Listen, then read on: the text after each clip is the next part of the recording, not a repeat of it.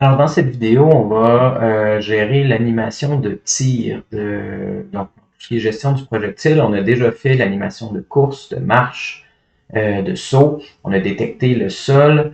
Donc là, on va pouvoir détecter le tir du personnage. Ici, j'ai déjà toutes mes animations qui ont été faites avec mes conditions. Donc là, première des choses, quand on veut rajouter une nouvelle animation, ben, je vais aller chercher mes sprites de mon personnage. Et là, on s'assure, par exemple, dans ce cas-ci, moi, mes personnages, il faut qu'ils soient à 16 pixels par unité. J'applique ça et je vais m'assurer que les pivots sont bien au sol. Donc, bottom center, bottom center, bottom center. Donc, qu'est-ce que je veux dire par là? C'est que je veux vraiment que le curseur il soit au bas pour que si j'ai de l'animation à faire, c'est une bonne pratique d'avoir le pivot directement au niveau des pieds. J'applique, ça, j'ai ça. Je m'en viens ici, je m'en viens choisir l'animateur de mon personnage. Je vais me faire une nouvelle animation. Personnage, tire, comme ça. Je vais m'assurer, je l'avais testé, je pense que 6 c'était trop lent, je vais mettre 12 pour mon animation. Puis ici, j'ai ajusté ça, puis normalement, si je fais play, parfait. Je vais aussi m'assurer que mon animation ne boucle pas, donc je m'en viens chercher dans l'animation qui a été créée, tire, et je veux pas qu'elle joue en boucle, je veux qu'elle ne se déclenche qu'une seule fois. Super.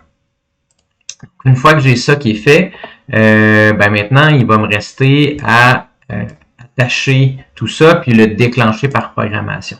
Donc là, vous voyez que tir a été ajouté par défaut. Si vous ne le voyez pas, on peut aller dans le prendre celui qui a un triangle, venir le glisser ici pour l'ajouter. Et moi, je veux pouvoir déclencher mon tir à partir de n'importe quand. Je vais faire une transition ici. Et je veux que ma transition, quand mon tir est fini, je veux qu'il retourne à mon animation de repos. Si j'avais un petit peu déjà de vitesse dans mon tir, par exemple, si je suis en train de tirer pendant que j'avance, par exemple, à ce moment-là, je peux, ça va être ma course qui va embarquer. Donc là, je suis ici. Et ce que je veux, c'est m'assurer que je vais avoir une condition pour démarrer ça. Je vais faire une condition qui va être un trigger.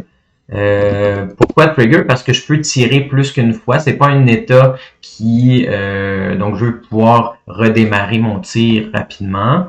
Donc, ici, je vais mettre tir, puis dans le trigger, ça veut dire que du moment que ça va se déclencher, quand l'animation va être terminée, ça va s'éteindre tout de suite, ça va se désactiver. Moi, ce que je veux, c'est m'assurer que mon animation de tir joue au complet. Donc, le has exit time va être important ici, au retour. Donc, après le tir, je veux que mon animation soit complète avant de retourner au idle. Puis, maintenant, je vais le déclencher par programmation. Je vais ouvrir mon code ici.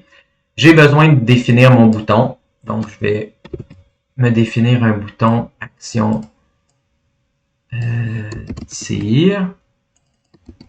Ça, je vais activer mon bouton dans le unenable. Je vais désactiver aussi mon tir. Comme ça, je m'assure que si mon script est désactivé, il n'y a pas un écouteur d'événements qui reste actif par erreur ou qu'il y en ait plusieurs au moment de réactiver. Donc ça, c'est obligatoire pour que ça fonctionne. Ensuite, je vais aller dans mes propriétés plus haut ici. Et là, je vais avoir besoin de deux propriétés. Vous allez le voir pourquoi. Je vais me faire une petite section pour que ce soit plus propre. Je vais me faire une section tir, comme ça. Puis, en dessous, public, float, délai de tir, puis public, float, temps, tir. Comme ça. Égal à 1, puis égal à 0 pour l'instant. ce que ça va vouloir faire, c'est que ça va nous permettre de s'assurer qu'on n'est pas en train de tirer en permanence. On va s'en servir plus tard. Donc, le délai minimum, c'est que je pourrais tirer qu'une seule fois à chaque seconde, puis je vais mettre un timer, une minuterie qui va descendre, puis je vais pouvoir tester ensuite. Donc, ici, on va y aller plus simplement. Donc, if mon action de saut, de tir, pardon, was press this frame, comme ça, ben, on va le tester juste comme ça, puis après ça, on va gérer le tir multiple. À ce moment-là, je vais actionner mon trigger, puis je pense que je l'ai appelé tir, je vais juste aller vérifier pour pas dire de niaiserie. Je l'ai appelé tir tout seul, comme ça ici. C'est ce mot-là que je vais mettre. Donc, normalement, si je fais juste ça, au moment du tir, ça va déclencher ça. Je l'ai mis après les autres, ça veut dire que c'est celui-là qui va être déclenché le premier. Par exemple, ici, si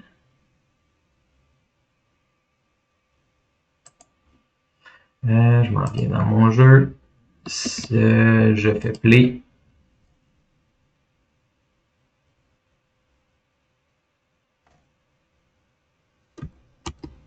Et là, j'ai pas ajouté mon bouton. J'arrive ici, je m'en viens dans mon script, j'ai rien défini comme bouton, donc il se passe rien. Add binding, puis là, je pourrais mettre le spacebar, puis on teste ça.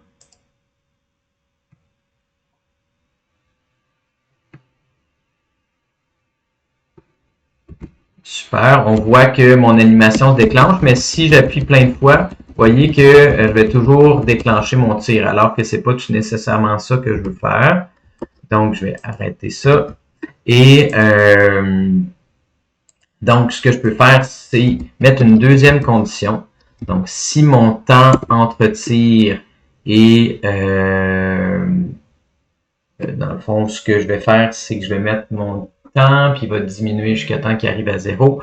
Donc, je vais mettre plus petit ou égal à 0, par exemple, juste au cas que mon délai soit rendu plus petit. Si mon temps entre tir est rendu à 0, j'ai le droit de retirer. Puis, à ce moment-là, au moment de tirer, je vais dire est égal à délai de tir minimum. Donc, ça serait 1.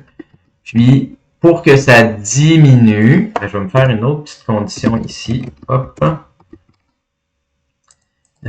Si mon délai, mon temps, par exemple, ici est plus grand que 0, ben, je vais juste diminuer comme ça.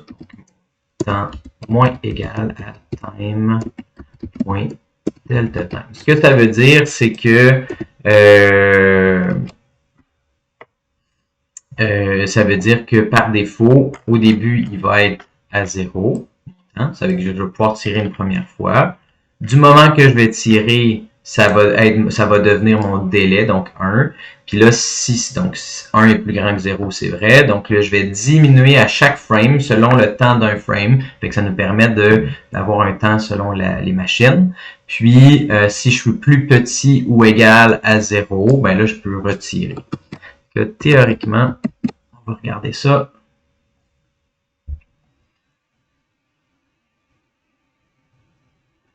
Mon personnage, ici, j'ai mon script, j'ai mon délai, donc je fais play, et vous allez voir que là, on va pouvoir voir le temps qui augmente et qui diminue. Donc,